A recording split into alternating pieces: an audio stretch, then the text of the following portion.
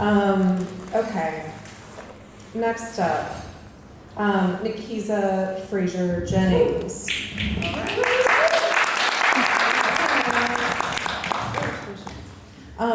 So NaKeesa is brand new to me. I do a little thing where I ask readers that I know that I need to have on stage who they know need to be on stage that I haven't got access to. And NaKeesa is one of those people. So I'm really thrilled that you're here. Yeah. The best part of doing this is getting to find new writers. Also known as NaKeesa Marie, she is a longtime resident of Western Washington, originally from Washington, D.C. area. NaKeesa is a proud Black human and an advocate for racial and social justice, often using the written word to shed light on the many issues facing Black people and people from other marginalized communities.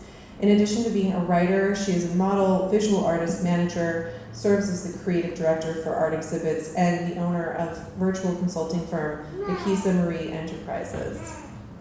Located in Tacoma, the firm has a focus on supporting entrepreneurs, small business owners, and job seekers, specializing in working with people who are from communities that have historically experienced barriers to accessing the support and services necessary to reach their business and professional goals. In her free time, she takes nature walks and goes on day trips, watches documentaries, and spends time with her friends, her chosen family, and all the members of her village, which includes the most inspirational and supportive group of Black women one could ever imagine. Please welcome NaKeesa Frazier-Jennings.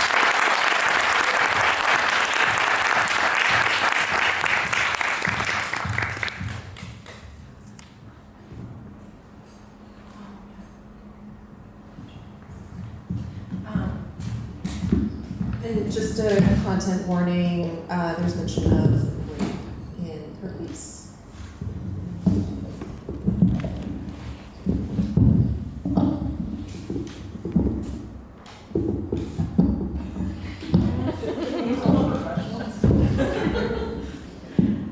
Can you all hear me? Yes. Great, thank you. So thank you for being here to listen to my new piece titled Soft. NaKeesa, smile, because I don't want you walking around here looking evil like all these Black women you see around you. The first time my dad said this to me, I was 8 years old.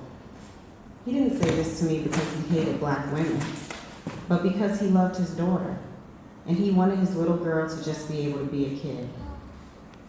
But I'm sure he knew the first time he said that to me, and every time thereafter, that it wouldn't ever be possible for me to just be a kid. He knew that, and so did I. So his request for me to smile was very confusing. See, from the first time that I was born, from the moment I took my first breath, I was entered into a boot camp, and I was enrolled without having any say in the matter. This was a special kind of boot camp, not one where my parents had to go to a specific place to sign me up for anything, or speak to a recruiter on my behalf. No, see, I just needed to be born Black, and assigned female at birth. The Black Girls Boot Camp, as I call it, had one goal, and that was for me to learn how to be tough. Like in most other types of boot camps, there was no room for softness. However, unlike other boot camps, since I had no say in the matter, I just had to submit to the teachings, requirements, doctrine, and drills that were part of the program, no matter what. There were no breaks, there was no way to unenroll, and you couldn't even be discharged. It was a lifetime commitment, and little Black girls like me had no choice. And no matter where I looked around me in my hometown area when I was growing up, unfortunately, my dad was right. Almost all the Black women who were in my life during my formative years rarely did ever smile. You see, they had gone through that same boot camp and carried with them all the burdens and stresses that came with it. And they passed down what they learned to me. It was drilled into me that I needed to be tough because this world would not allow me to have an easy or carefree life, even as a child. It was also instilled in me that every minute of every day, mentally, intellectually, psychologically, and physically, I had to be prepared to protect myself. In fact, when I was just 7 years old, I was told that I had to be ready to fight, physically fight, anyone who threatened to physically harm me. Repeatedly, no, incessantly, I was told that it wasn't a matter of if something terrible was going to happen to me, it was just a matter of when. So by the time I entered puberty, warnings about stranger danger intensified to warnings about how I was going to start receiving an increased level of attention from boys, and even from grown men, with the threat of being raped or assaulted linked to those warnings. The proof that I needed to always be on high alert to protect myself from being physically assaulted was etched into my brain with two very distinct yet related experiences. One when I was 15, and the other when I was 17. Both times, grown men spotted me, got in my personal space, gave me compliments, and asked me for my phone number. Both times, I politely refused, and each time, my refusal was not accepted. I was then, in both instances, followed from the train that I took to each of my summer jobs. When I realized that I was being followed, I decided to run. I was chased in both times, narrowly escaped the clutches of the men who felt that I owed them access to me, though I had refused their advances. So when my dad wanted me to look pleasant, to be more inviting to the general public, that was in direct contrast to all of my training. And I knew far before I was 15 and got chased to work the first time, that going around smiling was not going to keep me safe. I couldn't give off some unspoken message that I was super accessible. My life experience, coupled with the Black Girls Boot Camp, taught me that every single part of my life required that I always be on high alert. This reality did not lend itself to me as a Black girl and then later as a Black woman to being someone who could afford to smile a lot. And I sure couldn't be seen as being soft. In fact, part of the boot camp doctrine had me equating the word soft as synonymous with the word weak. And even though the strong Black woman identity is extremely harmful for people who look like me, I had no choice but to be just that, to be strong, and in no way be seen as soft. I was further taught that I didn't have the luxury to just be human. It was expected that I be some superhuman version of myself, someone who always needed to be hyper-vigilant, hyper-aware, hyper-protective, and always ready to act. When dealing with micro and macroaggressions in multiple spaces, patriarchy, misogyny, various injustices, coupled with the racism that is interwoven into every aspect of life for me, made just existing require me to possess a level of strength that should be considered utterly unreasonable and unsustainable. But not for me, nor for every other person who looks like me. Dealing with one trauma to the next, whether direct or indirect, acute or chronic, there is never a break from this reality. So to cope with this intense existence, I created a very intentional self-care practice. And for years it served me very well.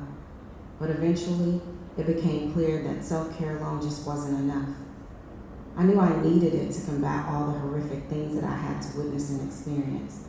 However, one day, out of the blue, I had the realization that what I was missing is that I also had to embrace softness. To say that this revelation was a surprise to me would be an understatement. It was confusing, scary, and new. But I had to accept that no amount of self-care alone was going to be enough. The problem was that there was no guidance or manual or program that existed for how to accomplish this. So I had to figure it out on my own. But because of the programming I received in the Black Girls Boot Camp, coupled with the reality of my life as a Black woman, I didn't know how to put my hypervigilance around self-protection or toughness aside. Ever. Not even for a minute. Even in times when I didn't have to be tough or strong. Feeding the toughness that the Black Girls Boot Camp had ingrained in me provided me with a measure of safety, security, and protection. So I was extremely apprehensive to begin to explore the possibility of me embracing softness. Many would undoubtedly see it as a sign of weakness, and I was sure would immediately try to take advantage of me. So not only was it scary, but it was also super risky for me to show any type of softness. But again, at the same time, something had to give. I needed to discover how to access the softness that was inside of me and balance it with still being able to protect myself. Softness and toughness had to somehow coexist. So for starters, I began practicing accessing my softness through meditation, yoga, being still, and daydreaming. This journey, which I'm still learning to navigate, is one that I've had to engage in completely with the same amount of focus and intensity that was required while I was enrolled in the Black Girls Boot Camp of my youth.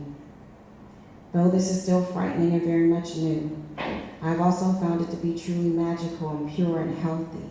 And I've come to know that embracing my softness does not mean that I cannot also protect myself, as I will always have to do that as a Black woman in this world. But from now on, I will protect myself while being tough, strong, and soft all at the same time. Thank you.